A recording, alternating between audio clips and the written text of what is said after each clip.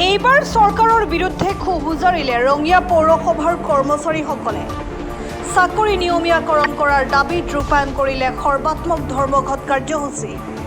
নিয়মীয়া বেতন আৰু চাকৰি নিয়মীয়া কৰাৰ প্ৰতিশ্ৰুতি দিও চৰকাৰে নললে কোনো ভূমিকা। 2013 চন আৰু 24 চনৰ কেবিনেটত সিদ্ধান্ত হোৱাৰ পিছতো চৰকাৰৰ হেমাহিৰ বাবে হোৱা নাই চাকৰি নিয়মীয়া। 33 মাহ পৰ্যন্ত বিনা বেতনে কৰ্মত নিয়োজিত হৈ আছে একাংশ কৰ্মচাৰী। অতি শীঘ্ৰে কৰ্মচাৰীৰ চাকৰি নিয়মীয়াকৰণ আৰু দৰমহা আদাৰ দাবীত পালন কৰে সৰ্বাত্মক ধৰ্মঘট কাৰ্যসূচী। সমগ্ৰ অসমতে পৌৰ কৰ্মচাৰীসকলে পালন কৰে এই ধৰ্মঘট কাৰ্যসূচী। শাৰদীয় দুৰ্গা পূজা উপলক্ষে দৰমহা নাপাই চিন্তিত হৈ পৰিছে কৰ্মচাৰীসকলে।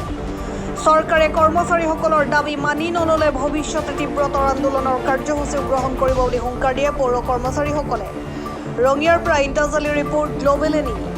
যে আমাৰ পৌৰ কৰ্মচাৰীসকলক মাহৰ শেষত দৰমহা আদায় নিদিয়া আৰু আমাৰ কৰ্মচাৰীসকলক নিয়মীয়া কৰিম বুলি চৰকাৰে প্ৰতিশ্ৰুতি দিও আজিলৈকে নিয়মীয়াকৰণ কৰা নাই। তাৰ কাৰণে আমি এই আন্দোলন কাৰ্যসূচী হাতত লৈছোঁ। যোৱা 13 চনৰ 4 ছেপ্টেম্বৰত কেবিনেট ডিচিশ্যন হৈছিল আৰু 21 চনতো কেবিনেট ডিচিশ্যন হৈছিলে, কিন্তু আজিলৈকে আমাৰ কৰ্মচাৰীসকলক নিয়মীয়াকৰণৰ ব্যৱস্থা গ্ৰহণ কৰা নাই। আৰু তাৰ বিনিময়ত আৰু মাহৰ শেষত আমাৰ প্ৰতিজন কৰ্মচাৰীয়ে দৰমহা নোপোৱাকৈ আজি কাম কৰিব লগা হৈছে।